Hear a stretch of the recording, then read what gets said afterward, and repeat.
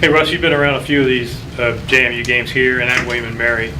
Sort of distinguishes it when you play the Dukes because there seems to be more interest, a little bit more juice to the week. Yeah, I think it's. I mean,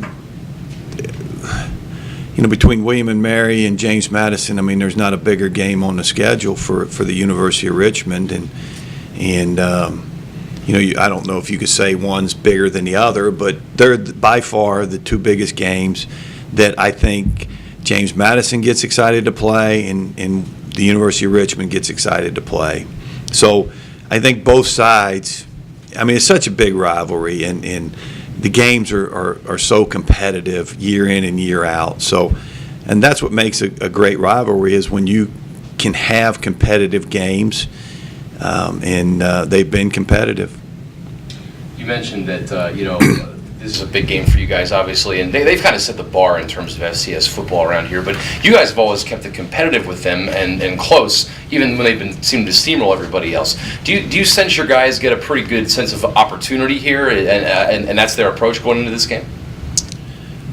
Well, and you're right. I mean, James Madison the last 2 years and then this one included, so 3 years now, have really been pretty special in FCS football. There's been close games, not only with Richmond, but with other teams. So, it's not like they're beating everybody by 50 points. Now, this year it's a little different, but, so they're playing really well.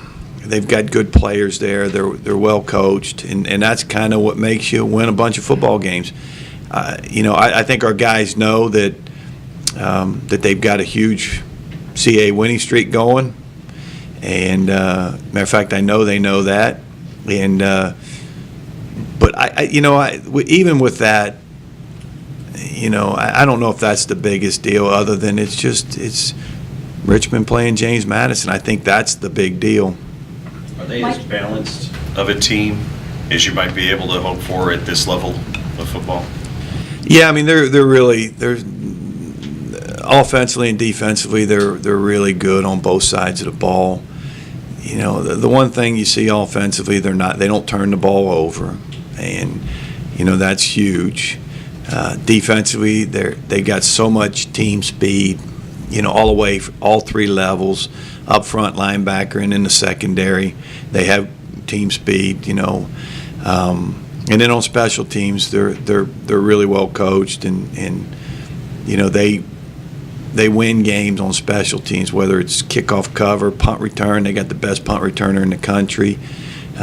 So they're really good. I don't think I'm saying anything that people don't realize, but I think we're pretty good too. We haven't shown it the last 2 weeks.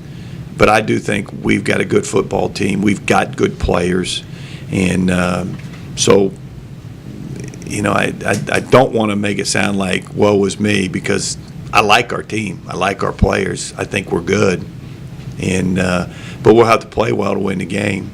Head coach Mike Houston was saying yesterday that in a game like this, in this rivalry in particular, you throw the rankings and the records aside. How are you preparing your team for this rivalry in particular, but not really making it outweigh any other opponent that you play during the entire season?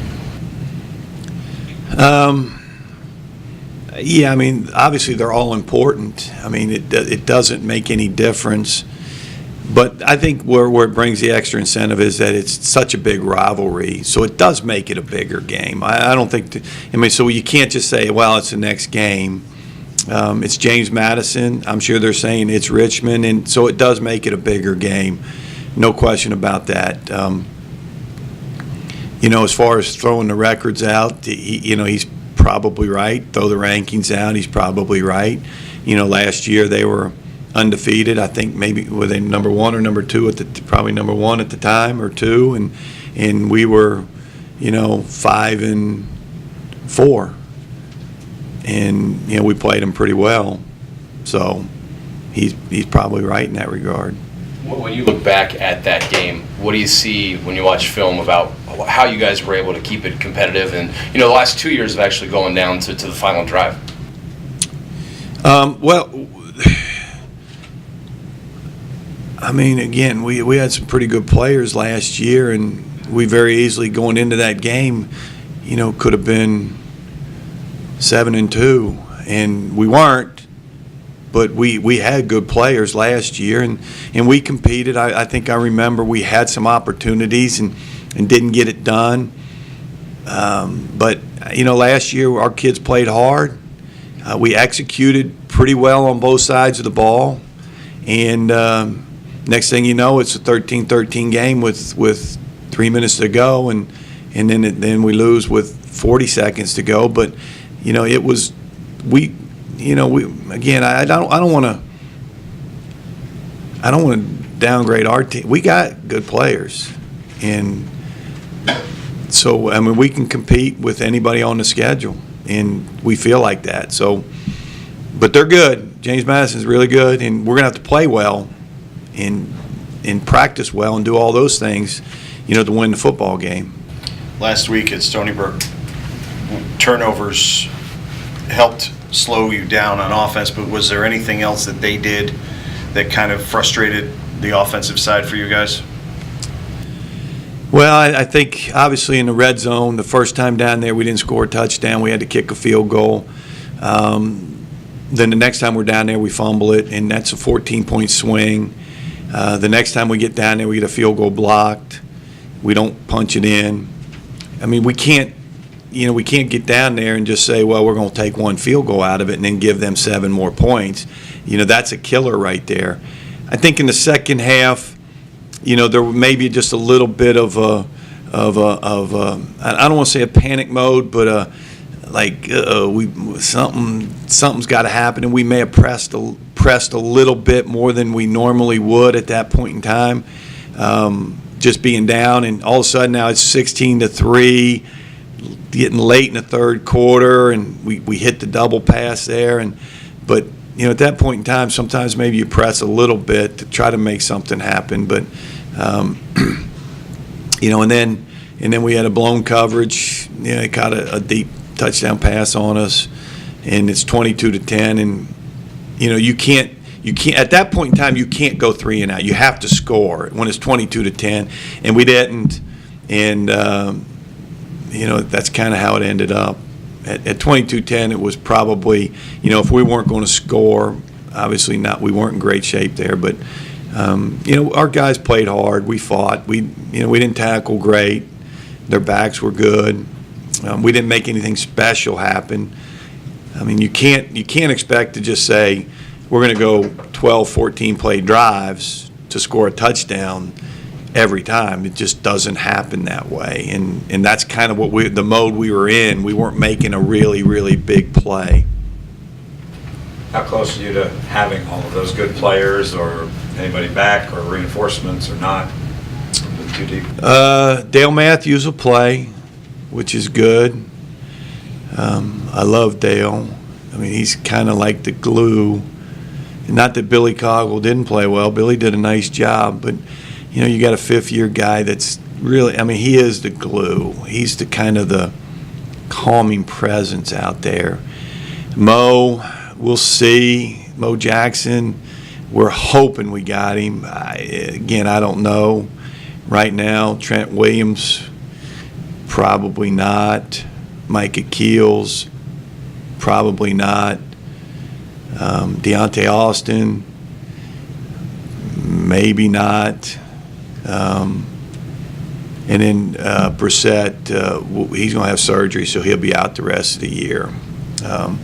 So we won't have him back.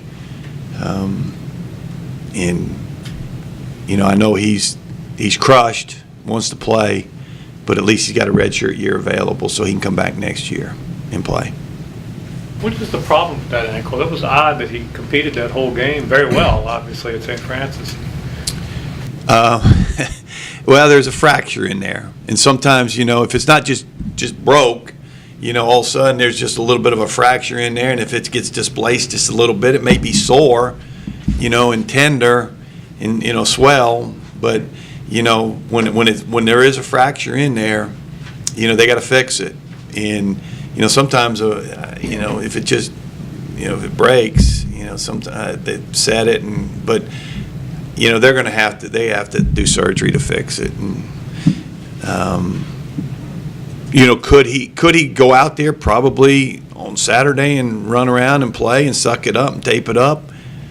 I would say maybe, but he's going to do more damage to it in the long term. So I mean, that's never even an alternative. I mean, you just don't even think about it. But to your point, realistically, they could probably go out there and perform and do more damage and more damage and more damage. So you never take that approach. You always take, let's get it fixed and bring him back.